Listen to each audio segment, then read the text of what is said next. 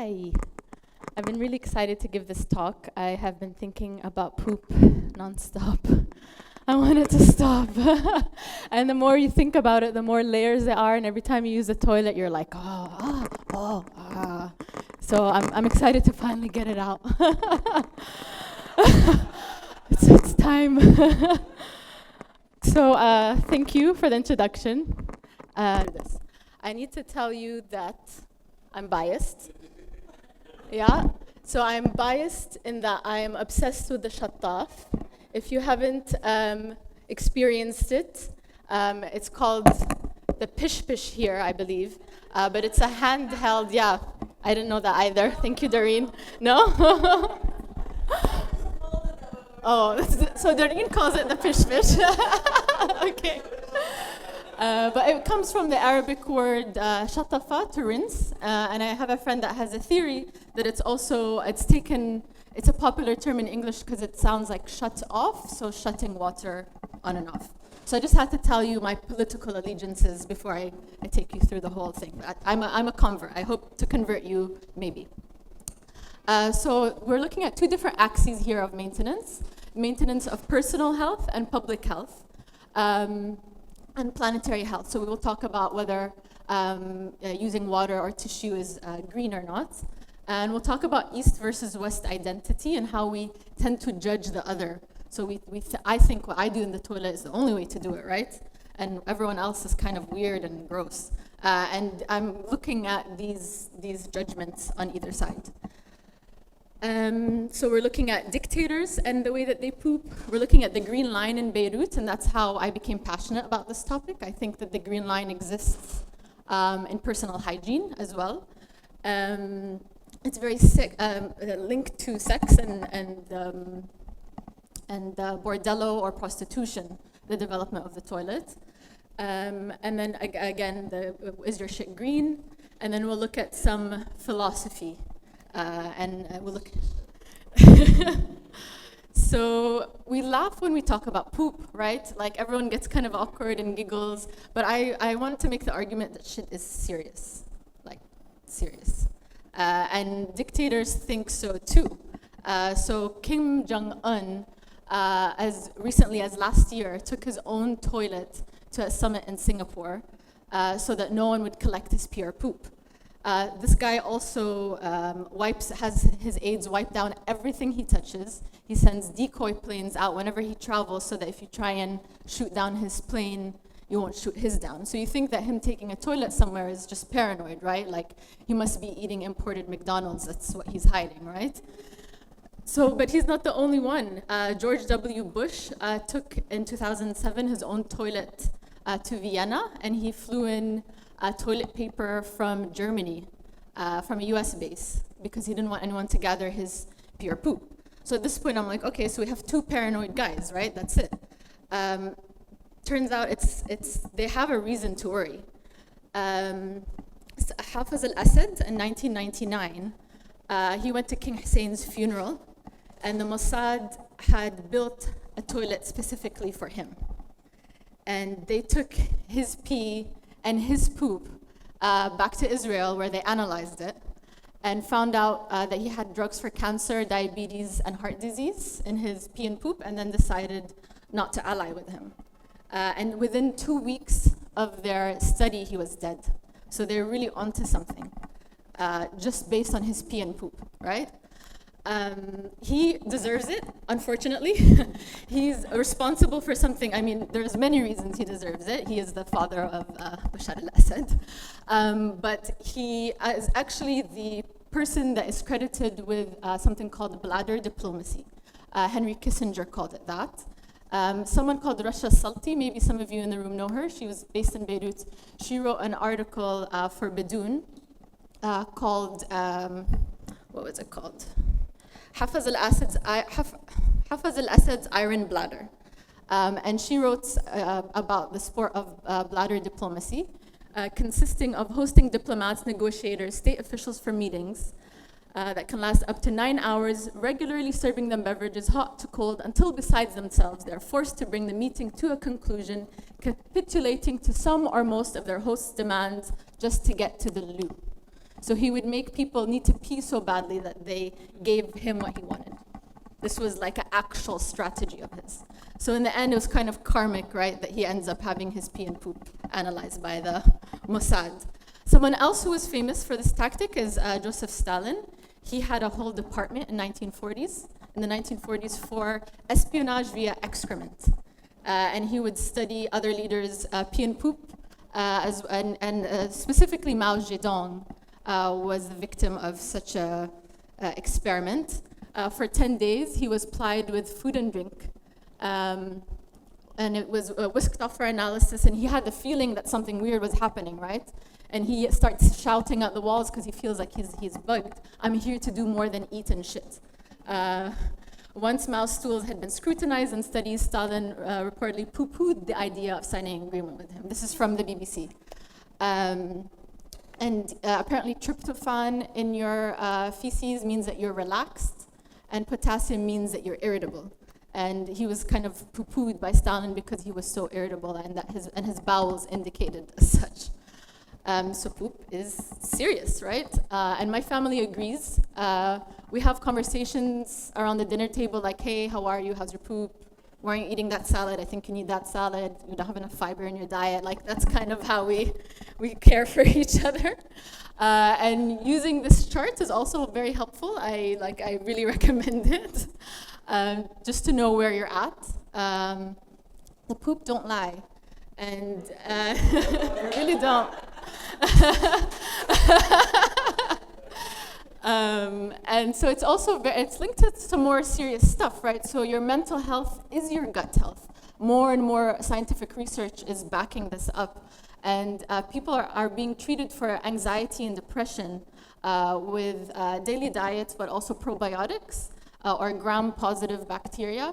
I like that term, gram-positive. It's like positive psychology, right? Like, we're adding these good bacteria that help us reduce inflammation, and they strengthen the connection between the gut and the brain. And this term is becoming really popular, the microbiome gut-brain axis, and its nerves, the vagus nerves, blah, blah, blah. I found a really cool experiment that they did on children with autism. And the probiotics weren't strong enough, so what they did was a fecal transplant. So we're putting healthy poop into children with autism, and scientific studies. It's out there. I read a lot of it. It was at Arizona State University, and they after 2 years cut in half the symptoms of autism, such as language, social interaction, and behavior. So this is a growing field. I checked the news today. We have a first death because of fecal transplant as of today. So I haven't had the chance to read it yet, but yeah. So fecal transplant is you do it through colonoscopy or through pills, like freeze-dried poop. Yeah. So that's something to keep an eye on. So speaking about cutting down symptoms in children with autism, I wanted to share with you the root word of shit, sky, to cut, to split. The notion is of separation from the body. It is thus a cousin to science and conscious. So not only are you cutting your poop or your things out of your body, but you're separating, right? And with conscience and science, there's a sense that you're splitting truth from falsehood. So I like this idea that becomes kind of like you're unloading in the bathroom, right? You're cutting things that don't serve you. It's like a chance for meditation, for a reflection, for thinking, all right, I'm unloading something here. What am I uploading, right? It's a moment of repose. And a moment to use the shattaf. Yeah. So, you're cutting something away, but there's also, like, I've started to link the word shit to also division, right? And I think it can be very divisive politically. So when I first moved here, I was living in Ashrafiyya in East Beirut. And I grew up Muslim, and it's kind of, I was just used to using the shattaf. So I went and I decided to install my own shattaf, and I'd never visually described it to someone. Like, I need a hose. Yes, in my bathroom. Yes, it's for my behind. Yes, it looks like a gun. And the guy showed up and he installed my shutoff, and I found out that these are all the internet terms for travelers who see it for the first time, right? And you see it, if you've traveled in Asia, like it really took off all over the world, and I was so confused. And I was talking to Doreen about it. Sorry, you're on the spotlight. And I was like, hey, so like, why don't you have the shattaf everywhere in Beirut? I just don't get it. And I'm realizing more and more, and it's an East and West Beirut thing. And she was like, oh yeah, I have a colleague in my office who asks the same thing, and she's always complaining that she can't get clean enough at the office, And everyone else in the office was like, well, no, actually, we would get water everywhere, and then be footprints all over the floor, and then the bathroom would be dirty. So we have these two definitions of what it means to be clean and dirty in a bathroom. And having to constantly, getting water everywhere. I like that there's no toilet paper either. So you have this constant, this might feel dirty to someone else, right? And clean. This might look perfectly clean in parts of the world. So and I realized it was East-West Beirut, and then I realized even further, I was in the cedar forest, and there was a shattaf in the cedar forest. And I was like, well, I can't even get it in like the middle of Mar Mikhail, but I can get it all the way up here, right? What's up? It's political. And I started thinking and researching and looking at, this is wudu or ablution that you do before prayer, right? And you pray 5 times a day, and you need to be clean every time you do wudu. You pray. And each time you do wudu, it's super ritualistic. So even when you wash your hands, you do 3 times with the right, 3 times with the left. And you have to go through your fingers all the way up to the wrist, and so on and so forth. It can take forever if you don't know what you're doing. And so there's a very deep connection to water. And I wonder, is it because Islam was born in the deep deserts of Saudi Arabia that we're so moved by water, that we want to use water at every stage of our worship? And you can see it even in the architecture of Alhambra. Running throughout the palace, there's water so that people on their way to pray, this is in Spain, would wash their hands on their way to prayer.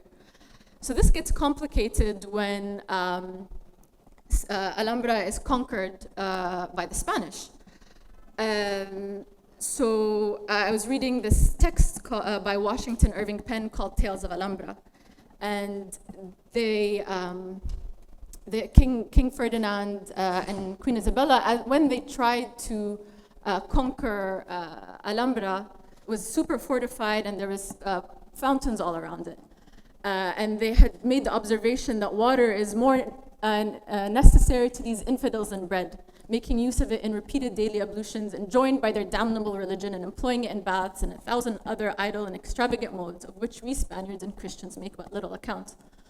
And the fountains were stopped upon the palace being conquered. So that was like a major kind of a statement, right? And we change the habits of our inhabitants. We stop the water. You do things differently now. You pray differently now. It's been noted by historians that the palace wasn't destroyed in any way, right? It was super intricate, and there's all of these reliefs, and if you've been there, it's absolutely stunning, right? And they didn't change any of it. They kept it as is, and in a way, the argument is that it was even more infuriating to have it stay intact just with the water stopped and its function changed. So I feel like this divide might have actually brought us to the Green Line, although it could, I don't know, right? Because it's the only place where you see it so dramatically in the Middle East that certain people use a shattaf and certain people don't. And it made me curious about kind of the Christian stance on cleanliness. And so I did a little research, and I found these quotes from the Bible about dirtiness, about pretending to be clean but being dirty on the inside. And I found this divide fascinating, that it's more important to purify your soul than to cleanse your body so ritualistically, right? That we really should be going to confessional. That we should be. This is like, like it's a more of a spiritual cleansing than it is about just going through the motions. You also have baptism as something quite symbolic, right, of purifying your soul. So it's kind of like God is always watching you. Like you could pretend to be clean, but you yourself know how clean you really are. And God is used for cleanliness in India as well. So they're putting religious iconography on the walls so that people won't urinate or defecate in public. But it's not working, unfortunately. Apparently there's nothing more divine than relieving yourself, right? So people are still doing it. I wanted to bring our attention to the bathroom here, actually. This is a photo I took just before coming up. Thank you for accommodating. So you have the plumbing for the shutoff, but we don't have the hose. So I feel like we're effectively in East Beirut. Yeah, like based on the way that this bathroom is meant to be used, right? And then you have historically the hammam Arabi, right? So we call it the squatting toilet here, we call it the Arabic toilet. And then I noticed in my reading that the Japanese call it the Japanese toilet. And I sent some weird voice notes to some friends, and I found out that it's called the Indian toilet in India. And my friend from Iran told me that they call it the hammam Irani, and they call the seated toilet the toilet farangi, the foreigner's toilet, which tells you something about their politics, no? Everywhere else we just call it the bathroom. It's the bathroom. It's what's the civilized way of going, so it's the bathroom. But I think it's important to bring the shades of difference. I mean, we've kind of othered ourselves by calling it hammam Arabi. Why don't we just call it the hammam? Like it's a funny corner that we've put ourselves in by calling our own bathroom hammam Arabi. So I have a poop guru. Her name is Rose George. This book is amazing. I learned so much about toilets all over the world. And she brings up some interesting points about civilization and progress, dignity. And she writes about the Chinese countryside and how they feel about ni hao toilets there, or the hello toilet. And it's called that because the bathrooms have no doors. And so it's likely that you'd be squatting in China, just watching someone else maybe do the same thing across from you, right? No big deal. And she says it's in the Chinese civilization is not about privacy or enclosure. They have public bathrooms with no doors, but those civilized Westerners hardly have any public restrooms to put the doors in. And she's referring to the statistic that public toilets are on the decline. So in London, in the past 8 years, the number of public toilets has gone down 47%. So for the Chinese, holding it in public is maybe uncivilized. And for us, or some of us, going to the bathroom without a door is uncivilized. So I like these distinctions are quite interesting, and if you take them with you to the toilet, it's like maybe this is a moment of cultural empathy for everyone who doesn't do it like me, you know?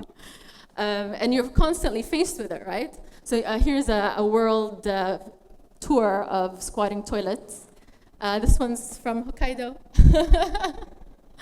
And there's an argument, right, that using a squatting toilet is actually better for your colon because it's in the natural angle for expulsion. And then here's like a fun design innovation around this need to have colon in the right place and still use the seated toilet at the same time. But let's get back to my favorite topic, butt washing. The bidet, right? So it's bidet in French means small pony. Another interesting French term, you'd think the loo was a British term, right? It's actually from the French regardez l'eau, watch out for the water. And people would cry it when they emptied chamber pots into the street. So you would be walking down the street and Peter Pooh, might be coming your way and someone would go, and you'd like, and that's where the word loo comes from. What? So yeah, and then the bidet is French for small pony, and it's thought that not just because you ride it, but because the rich would use it to wash up after going riding. And the bidet got really popular around the world, right? You see it in Latin America, you see it in the Middle East, it made it to Western Europe. It's popular in Portugal and Italy apparently, but it didn't make it to the US. And 5 minutes. It didn't make it to the US because of where it was first encountered, which was the bordello. So it got associated with not just prostitution, but contraception. So people thought that if you washed up after sex that you could prevent pregnancy. And then eventually in the US there was a campaign to use it to clean up after menstruating, and then it just like really tanked. Like the bidet was just not happening in the US. In World War II, the GIs also went to Japan, where there were only pit toilets, just outdoor, you go in a hole outside. And then they went from that to World War II all the way to having like the most impressive toilets in the world, right? And they have super robotic toilets, and even machines where you can mask the sound of you peeing or pooping. And this is put in women's toilets so that no one will hear them. And this is called the Sound Princess. Americans use dried corn cobs to wipe before there was toilet paper. Just thought I'd throw that out there. There's a few more wiping facts. I don't have a lot of time. Talk to me after. The Greeks had shards where you would personalize them, and it was your ceramic shard that you used. That's not even gross. You didn't hear what the Romans do. I'm not even gonna go there. Woo! So paper culture versus water culture and the environment, right? So we might think that using water, we might use water excessively, right? If you're using the shattaf or bidet. Where I'm from in Kuwait, we are kings and queens of excess. So we use the shattaf, the bidet, toilet paper. So I'm not arguing that we do that. But the rate of toilet paper being used around the world, it's not just that we're wasting trees. There's an incredible amount of water being used to make the toilet paper in the first place, plus almost a quarter, I think it was 275,000 tons of chlorine, of bleach, used to make toilet paper. So the toilet paper itself is quite wasteful. I think we all need, the Japanese have figured it out, of course. They have an air dryer in your toilet. That's probably where we should be going.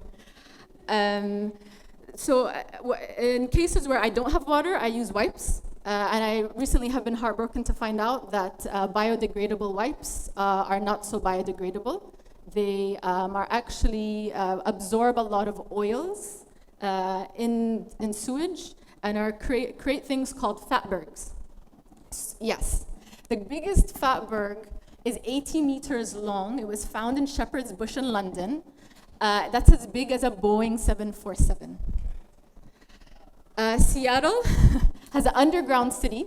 They raised the entire city 10 meters at some point because the tide coming in and out of the city would explode the toilets.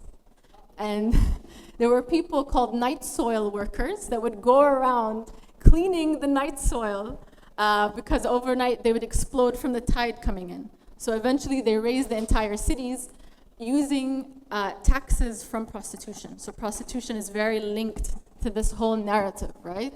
And the Japanese actually went to strip clubs to figure out how to measure the front part of the bidet.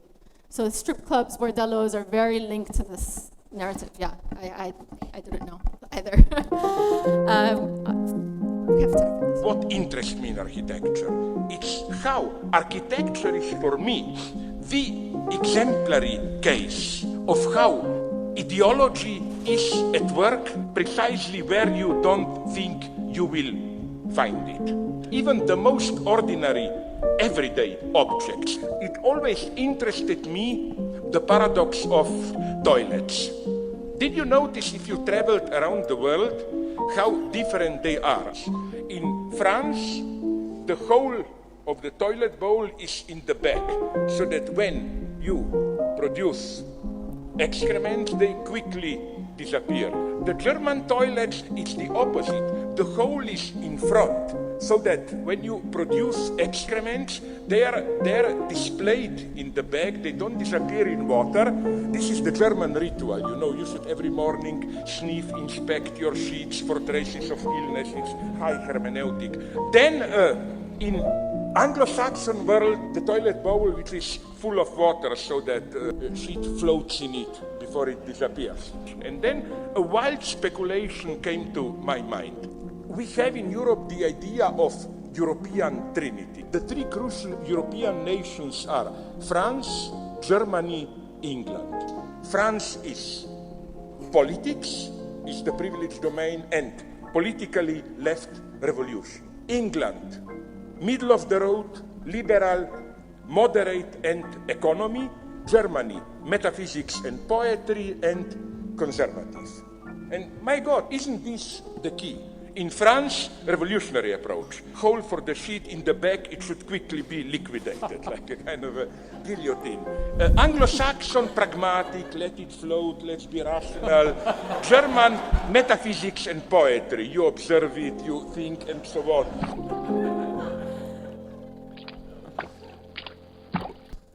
So good. I had more to say, but I think we're out of time. Talk to me after. I know there's some poop obsessive people out there. I know. I know I'm not alone. Thank you.